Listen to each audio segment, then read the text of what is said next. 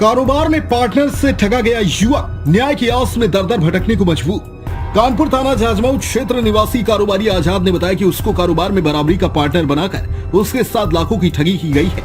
जाजमऊ गल्ला गोदाम के पास स्थित वासिफ ट्रेनरी के मालिक वासिफ ने प्लानिंग के तहत उसको कारोबार में बराबरी का पार्टनर बनाया और प्लांट ट्रेनरी में प्लांट लगाने व उसके संचालन में संबंधित विभाग से जरूरी दस्तावेज बनवाने का हवाला देते हुए लाखों रुपए लिए गए। प्लांट व संबंधित विभाग से मंजूरी मिलने के बाद प्लांट का संचालन कुछ ही माह के लिए हुआ और कारोबार में हुए फायदे में मिले रुपयों का आपस में बंटवारा भी तय बातों के आधार पर किया गया।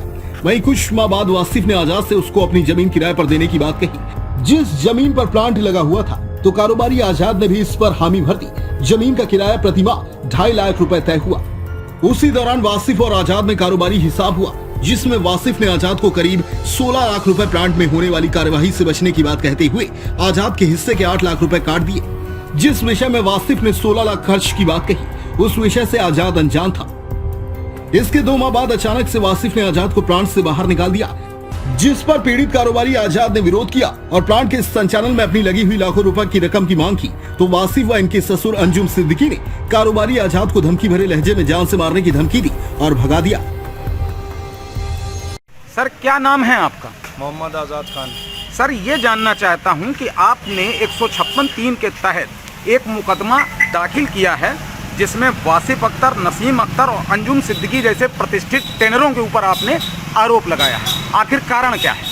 सर कारण ये है कि ये फ्रॉड लोग हैं और मैंने जो भी मामला अपना किया माननीय न्यायालय के समक्ष मैंने जो है फाइल दाखिल की है और थाने में चूंकि मेरी कोई सुनवाई नहीं हुई है, जिसमें जो भी चीज़ें हैं, जो भी एविडेंस हैं वो मैंने सब आपको सौंप दिए हैं। जो उन्होंने आपके साथ फ्रॉड किया है उसको लेकर के आपने सारे साक्ष्य माननीय न्यायालय को दिए हैं? जी बिल्कुल, मेरे सारे साक्ष्य माननीय न्यायालय में प्रस्तुत हैं, जिसकी फाइल मैंने आपको भी सौंप रखी है।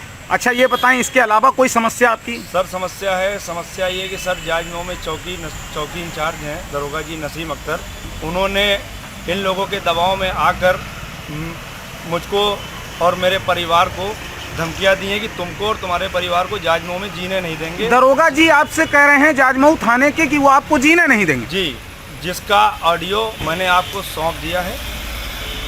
आप अपने साक्ष्यों के विषय में संतुष्ट हैं पूरी तरह? बिल्कुल मैं सर संतुष्ट हूं और मेरे पास सारे साक्ष्य अवेलेबल हैं जो कि मैंने माननीय न्यायालय में प्रस्तुत कर दिए हैं। अच्छा, क्या पुलिस कमिश्नर महोदय से भी आपने कोई एप्लीकेशन दी उनके? मैंने अभी 19 तारीख को कमिश्नर साहब के वहाँ मैंने फाइल पेश की थी। कमिश्नर साहब ने एसीपी साहब को उसकी जाँच दे रखी है। ठीक है भैया। पीड़ित कारोबारी आजाद ने मामले की शिकायत क्षेत्रीय पुलिस से की, परंतु पुलिस ने पीड़ित की एक भी नहीं सुनी।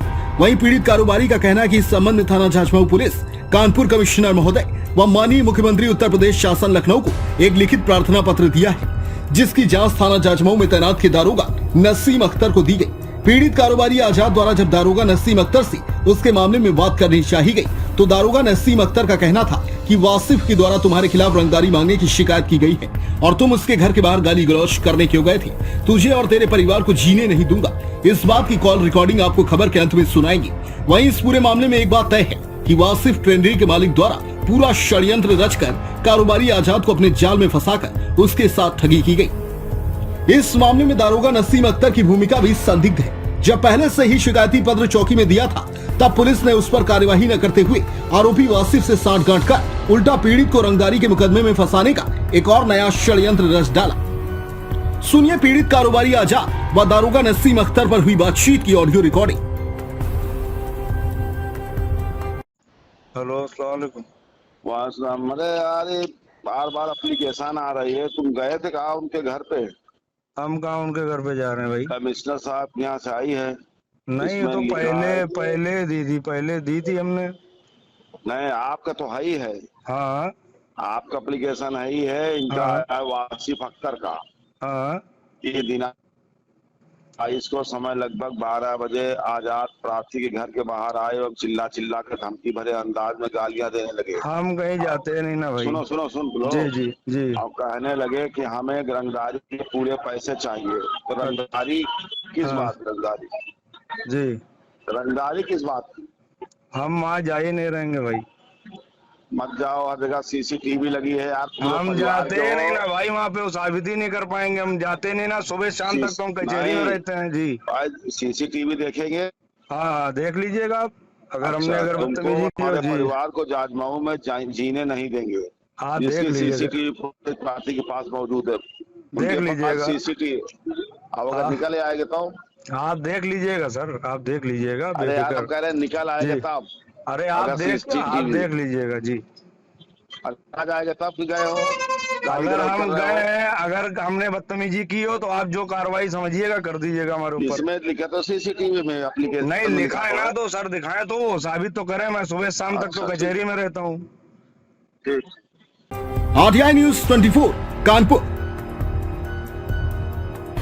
देश प्रदेश की हर छोटी बड़ी खबर के लिए सब्सक्राइब करें हमारा चैनल RTI News 24 और बेल आइकन दबाना ना भूलें, जिससे हर खबर आप तक पहुंचा सके हम सबसे पहले।